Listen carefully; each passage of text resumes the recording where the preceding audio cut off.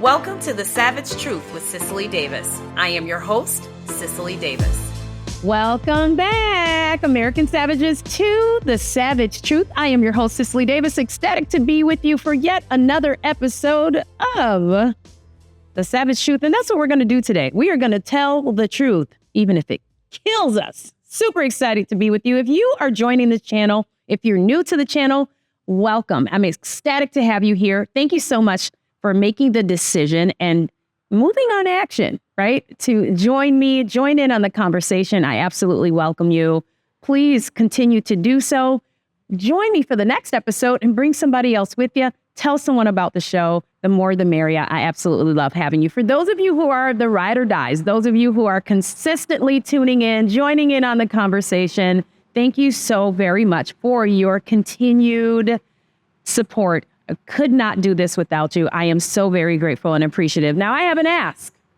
Now, those of you who are ride or dies, you already know it. But for the new people, I have an ask, and it is this: to please like, share, subscribe, and leave a positive review on Apple Podcasts, Spotify, and YouTube as we get into what I talked about, the truth. Today, we are going to talk about how Los Angeles just became the latest example of what happens when Democrat leadership surrenders our cities to violent, anti-American mobs. And folks, like you, I am fed up. Let's watch this video. They spit, we hit. And I told them, nobody's going to spit on our police officers. Nobody's going to spit on our military. The mayor of Los Angeles is condemning U.S. President Donald Trump's decision to send National Guard troops to her city. It is just not appropriate for there to be violence, and I don't want people to fall into the chaos that I believe is being created by the administration completely unnecessarily. More than 300 National Guard troops moved into LA Sunday. Unrest in the city turned violent as it spills into a fourth day. Demonstrators began burning cars as protesters spilled onto the highway. People could be seen throwing bottles and chunks of concrete towards police. The protests began in response to ongoing immigration raids, where federal agents arrested about 150 migrants around LA. This violence that I've seen is disgusting.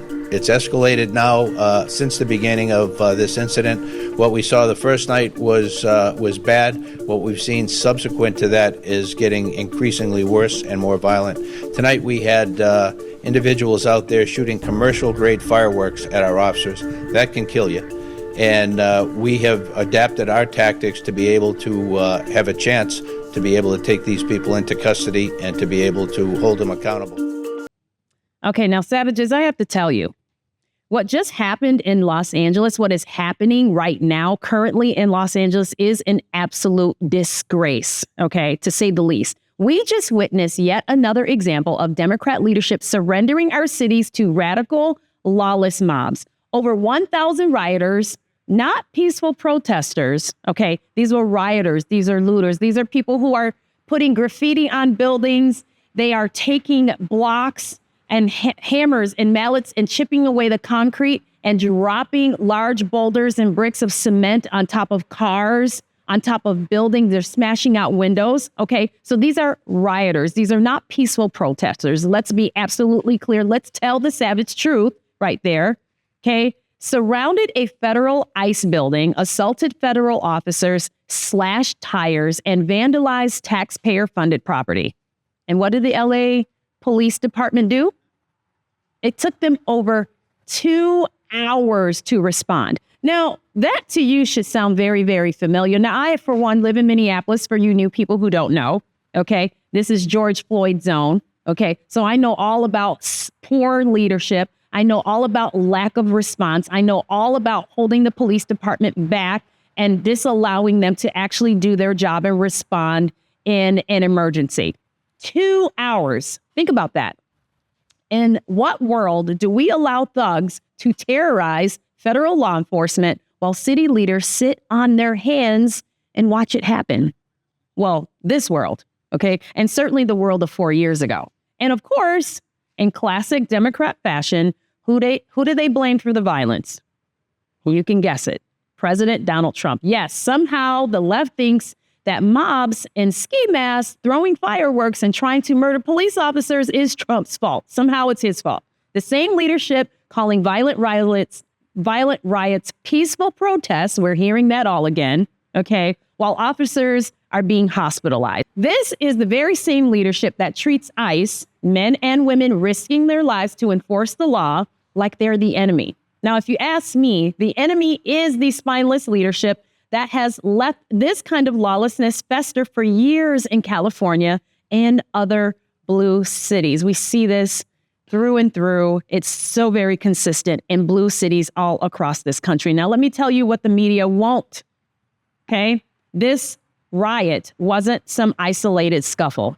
By the end of the weekend, law enforcement officers were injured. They were attacked with projectiles and targeted with fireworks. The LAPD finally announced 50 arrests with charges like attempted murder and assault with a deadly weapon on an officer. Yes, you heard that right. Okay, attempted murder. This is the length at which they're willing to go. This is to the extreme to which these people are actually willing to go. This is not activism, folks. Don't make that mistake. This is not activism. This is domestic terrorism. Okay, and while 5 LAPD officers and even 5 LAPD horses were injured, okay, so they're out there hurting the animals, the left still wants to gaslight the country with the word peaceful, okay? And I'm fed up with it, and I'm sure you are too. Now, here's the hard truth. Here's the savage truth. This is what happens when Democrat leaders demonize police, refuse to prosecute rioters, and kneel before the mob. We cannot have a civilized society if we let this stand. Now, I applaud the DHS for calling out what happened, but it should have never happened or been allowed to escalate in the first place. Law and order is not optional. It's the foundation of America. It's the foundation of a safe, civilized society. And if Democrats won't defend it, then it's up to us to take back our cities, take back our states, and hold these weak, cowardly leaders accountable. Keep that in mind when it's time for midterms. Every single one of them, we need to hold them accountable. Now, we do have some action from our president because that's what he does so well. He acts. He deployed the Marines. President Donald Trump is done, D-O-N-E, done playing games with these lawless thugs tearing apart LA. And frankly, so am I. And you know what? We have listeners, we have viewers who live in LA. I'm sure you are just sick of it. While Democrat leadership cowers and lets these mobs run wild, Trump is stepping in with U.S. Marshals ready to deploy. He flat out called out California Governor Gavin Newsom for his pathetic handling of the riots, telling him point blank he's done a bad job causing a lot of death and potential death. And Newsom, of course, he didn't even answer the first call. Trump had to chase him down for a 16-minute conversation to tell him what every sane American is thinking. Okay? Get your ass in gear and step up and stop these riots. That's what leadership looks like, folks. Something sorely missing in California right now. But let's be clear. Let's be very clear. If Trump hadn't stepped in with the National Guard and federal reinforcements, LA would be burning to the ground right now. The president himself said it. Without federal help, okay, LA would have looked like another war zone, worse than the wildfires we've seen rip through that same city. And yet, the media and the left still want to paint these riots as mostly peaceful. My gosh, give me a break. We've got police officers under attack, businesses destroyed, and federal buildings defaced. And all the while, Newsom and his Democrat cronies play political games instead of restoring law and order. And here's the part that should make your blood boil. These are not concerned citizens. They're paid agitators. As Trump rightly said, these are animals. They are animals. They spit in the faces of law enforcement. They assault officers, and they are being paid to cause this destruction. You heard that right. Paid insurrectionists, professional troublemakers, and agitators. And guess what? We've already got some of these very bad people in custody. Thank God. And it's time for America to wake up. This is a coordinated attack on our cities, and we need leaders with the guts to fight back, not bow to the mob. So thank God for President Trump, who isn't afraid to call it what it is and take action. Now, when you talk about agitators, when you talk about bad actors, when you talk about, no count, tone deaf, miserable Democrat leaders, and I have to, of course, bring up Maxine Waters. Now, if you want to see the absolute disgrace of Democrat leadership on full display, just look at Maxine Waters and an elected official out there inciting mobs while law enforcement officers are under attack. Rick, play the video. What are you going to do? You going to shoot some kid who's afraid of you and run? You going to shoot an elected official? If you shoot me, you better shoot straight. I don't know why you're in my city. They were going into homes. They were going into places of work. Would you not be angry? What are you going to do? You going to shoot some kid who's afraid of you and run? You going to shoot an elected official? If you shoot me, you better shoot straight. I don't know why you're in my city. You did. The governor was not contacted. This is Trump and his outrageous attempt to not only target our sanctuary city, but to frighten us and intimidate us. This is wrong, and I hope that none of you will use those guns to shoot anybody. There's no reason to shoot anybody. Don't allow them to make your service in a service where you're killing people. Don't do it. Defy them. Don't shoot those guns for anything. Okay, and there you have it. Maxine Waters, what a delight. The queen of chaos herself, once again proving she has zero business holding public office. Now, while Los Angeles was being torn apart by violent anti-ICE rioters, federal officers under siege, property destroyed, lives endangered, okay, what was Maxine doing?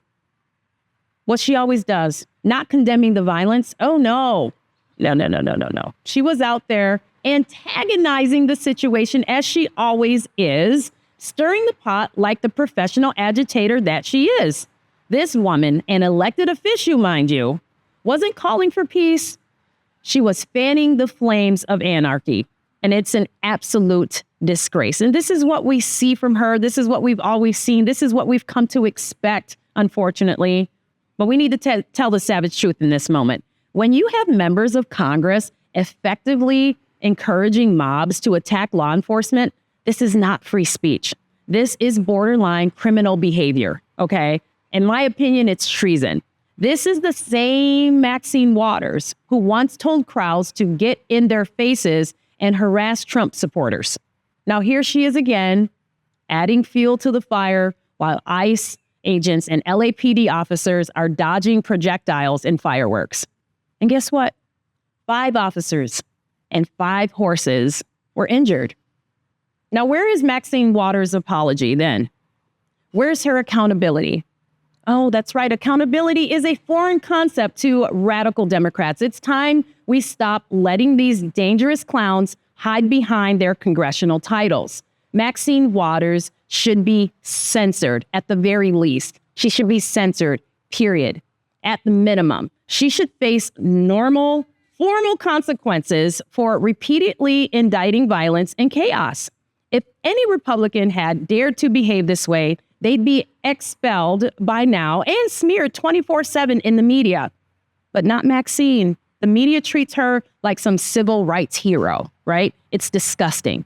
Folks, here's the deal. We have to call this stuff what it is. We have to call it what it is: an abuse of office, an abuse of power, and a stain on our country. Okay, she's an absolute national embarrassment.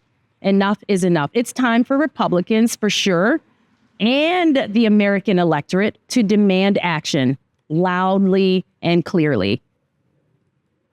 Now, we're going to talk about some dirty little not so secret stuff here, okay? So the dirty little not so secret is this: that Democrats like chaos. They thrive in it. Chaos keeps people afraid. It keeps people divided, and it keeps people dependent on government, exactly where the left wants the American electorate to be. That's why they refuse to condemn the violence and why they tie the hands of law enforcement and why radicals like Maxine Waters pour gasoline on the fire. Order and accountability don't serve their agenda, okay? But mobs in the streets, that is their actual political currency. I've had enough of it. You know what? Let's watch some soldiers coming home. One thing that's missing from your daughter's big day. Her father. This woman has no idea her husband is about to surprise her. Her reaction is genuinely hardcore. Where's your husband right now? In Afghanistan. How long has he been deployed for? A year. Over a year. Well, I've never been around a school with so much spirit, and they say sometimes spirit brings miracles.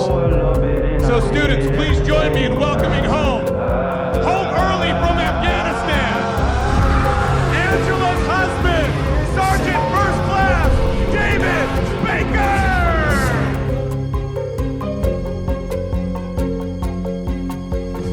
Please like, share, subscribe, and leave a positive review on Apple Podcasts, Spotify, and YouTube. And remember, as always, to be bold, be strong, be faithful, be true. Till next time, I'm Cicely. The Savage Truth with Cicely Davis is a production of Front Page Magazine and the David Horowitz Freedom Center. Reproduction of this podcast without express written consent is prohibited.